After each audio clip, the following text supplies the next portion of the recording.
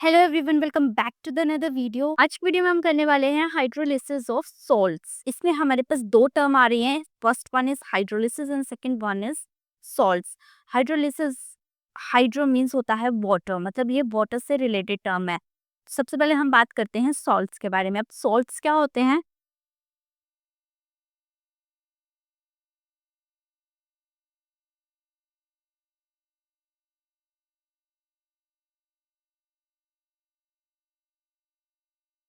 हमारे पास एसिड होता है, बेस होता है। अब एसिड जब बेस के साथ बिल्कुल इक्वल क्वांटिटी में रिएक्ट करता है, उसके बाद जो हमारे पास कंपाउंड बनता है उसको हम बोलते हैं salt. Basically salt is form by the reaction of acid and basis in different proportion undergo ionization of water. Salt की आयनाइजेशन से जो एनाइन या कैटाइन्स बनते हैं, या तो वो हाइड्रेटेड आयन की तरह एग्जिस्ट करते हैं किसी भी एक्वा सॉल्यूशन में, या फिर वो दोबारा से रिएक्ट करके एसिड और बेस की फॉर्मेशन कर देते हैं। अब ये डिपेंड करता है कि सॉल्ट का नेचर कैसा है, फिर उसी हिसाब से वो एसिड और बेस की रिफॉर्मेशन करता है। और इसी प्रोसेस को, जिसमें वाटर रिएक्ट करता है सॉल्ट्स के केटाइन और एनाइन के साथ इंटरैक्ट करता है, इसको हम बोलते हैं हाइड्रोलिसिस। और सबसे इम्पोर्टेंट बात, इस हाइड्रोलिसिस प्रोसेस से सॉल्यूशन का पीएच भी अफेक्ट होता है। अब जरूरी नहीं है हर सॉल्ट ही हाइड्रोलाइज्ड हो जाए, कई हाइड्रेटेड भी रहते हैं। जैसे मैंने आपको पहले बताया, वो वाटर एक्वा सॉल्यूशन में एज ए आयन ही एग्जिस्ट करेंगे, वो दोबारा वाटर के साथ कंबाइन करके फर्दर हाइड्रोलिसिस नहीं करते हैं। तो उसमें हमारे पास एग्जाम्पल आता है।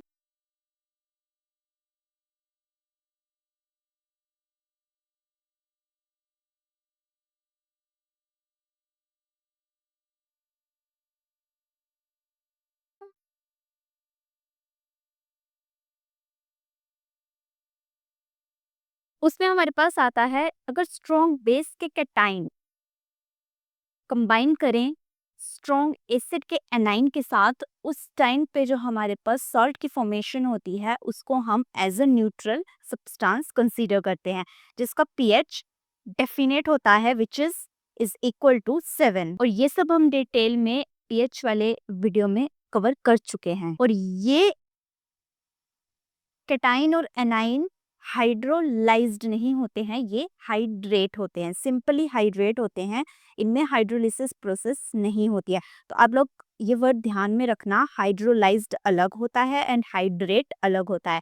हाइड्रेट सिंपल वाटर के साथ रिएक्शन होती है, लेकिन हाइड्रोलिसिस फर्दर आयंस जब वाटर के साथ, सॉल्ट के आयंस फर्दर जब वाटर के साथ दोबारा से रिएक्ट करते हैं, उसको बोलते हैं हाइड्रोलिसिस। अब ये तो बात हो गई। अब ऐसे तो सॉल्ट न्यूट्रल बन जाता है। अब कौन सा ऐसा सॉल्ट है जो आफ्टर द हाइड्रोलिसिस बनता है? तो हाइड्रोलिसिस प्रोसेस होती है जब हमारे पास रिएक्ट करते हैं salt of weak acid and strong base. First opposite salt of strong acid and weak base. और इसमें आपको एग्जांपल भी बता देती हूँ।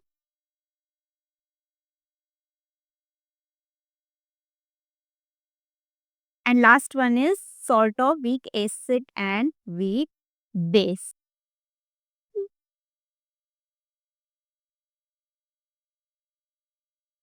तो ये तीनों कंडीशंस जब हमारे पास होंगी तो ही हाइड्रोलिसिस की प्रोसेस हो सकती है। अब मैं आपको वन बाय वन एग्जांपल के थ्रू समझाती हूँ। हमारे पास दो एग्जांपल्स होंगे।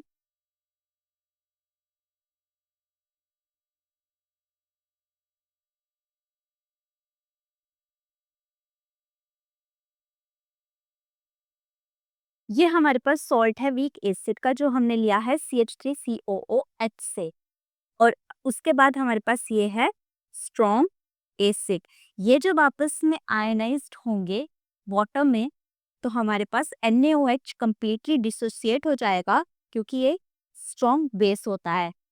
लेकिन CH3COONA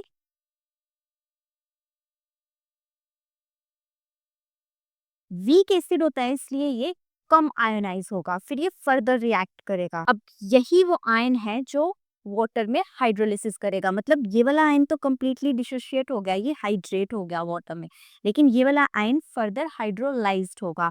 तो ये हाइड्रोलाइज्ड होकर बनाएगा CH3COO नेगेटिव प्लस H2O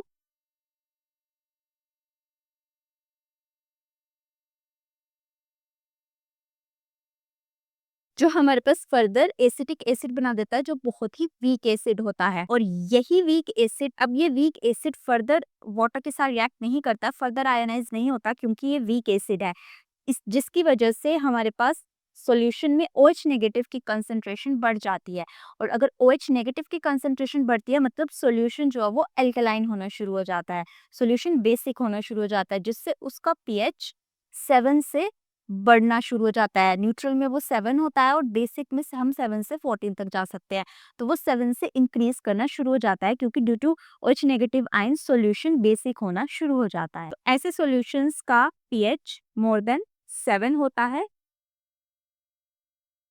और उनको हम एल्कलाइन या बेसिक सॉल्यूशन बोलते हैं।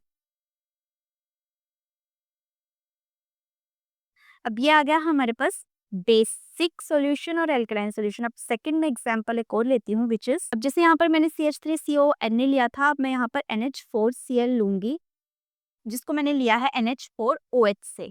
और इसको अगर मैं रिएक्ट करवाऊँ HCl, विच इज मेरा स्ट्रॉन्ग एसिड, और मैं यहाँ पर ये इरेज नहीं करूंगी, इससे आपको अच्छे से क्लियर होगा। तो ये मेरे पास वीक बेस आ गया, ये मेरे पास स्ट्रॉन्ग एसिड आ गया।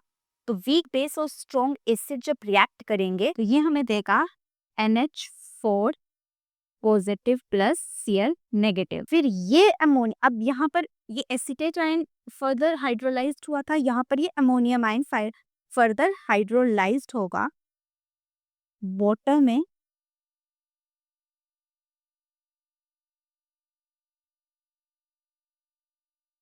और ये हमें दे देगा NH4OH which is weak base and साथ में H पॉजिटिव आयन। अब ये वीक बेस है तो ये फर्दर फिर से आयोनाइज नहीं करेगा सॉल्यूशन में, जिससे H पॉजिटिव आयन की कंसंट्रेशन सॉल्यूशन में बढ़ जाएगी। और अगर H पॉजिटिव आयन की कंसंट्रेशन बढ़ेगी तो सॉल्यूशन एसिडिक हो जाएगा और उसका pH लेस देन 7 हो जाएगा। जैसे यहाँ पर एल्केलाइन हो गया था due to OH negative ion concentration increase होने की वजह से, अब यहाँ पर लेस देन 7 हो जाएगा due to H positive ion की कंसंट्रेशन के इंक्रीज होने की वजह से। अब हम थर्ड एग्जांपल को भी करके देख लेते हैं, which is salt of weak acid and weak base.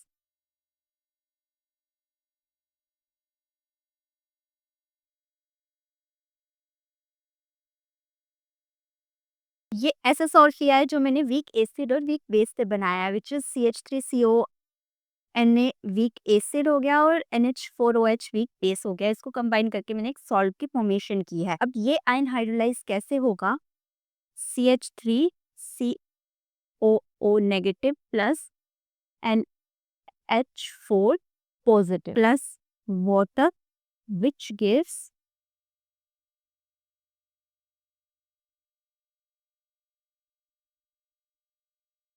क्योंकि ये वीक एसिड्स और वीक बेस हैं तो फिर ये पार्शियली डिसोसिएटेड रहेंगे एक्वा सॉल्यूशन में। जैसे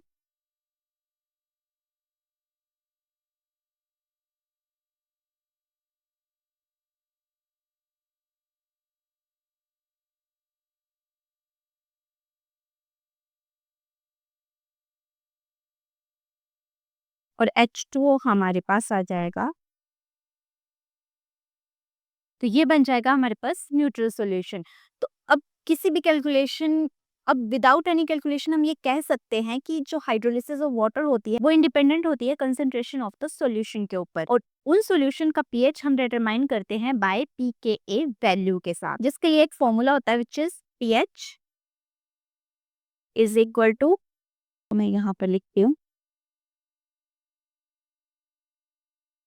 pH is equal to 7 plus half pKa minus pKb, जिसमें ये एसिड्स की पीके वैल्यू और ये बेस की पीके वैल्यू होगी। अब ये पीके वैल्यू और पीकेबी वैल्यू बेसिकली एसिडिटी और बेसिसिटी होती हैं सॉल्यूशन की। अब हम इससे रिलेटेड एक न्यूमेरिकल करते हैं, जिससे आपको और अच्छे से ये फॉर्मूला अच्छे से समझ आएगा। एसिटिक एसिड और अमोनियम हाइड्रोक्साइड,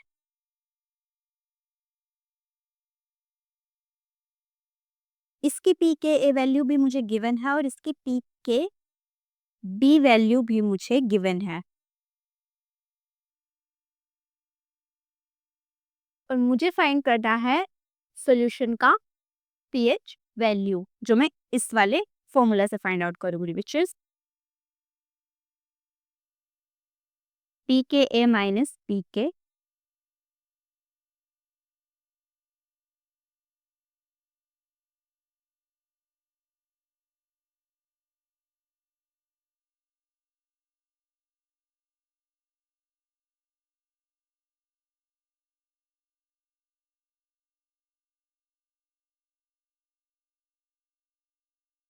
तो आप देख सकते हैं 7.000 7.005 मीन्स इस सॉल्यूशन का जो पीएच है वो आएगा neutral, which is equal to 7.5। तो एज इट इज इसका कोई इतना बड़ा रोल नहीं है, तो 7 हम मान के चलते हैं।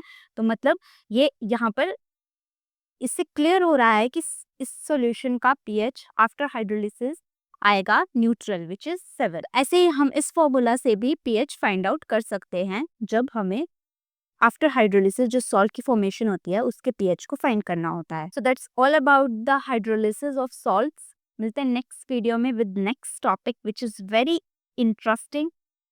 Till then keep exploring and learning ज्ञान विद विज्ञान।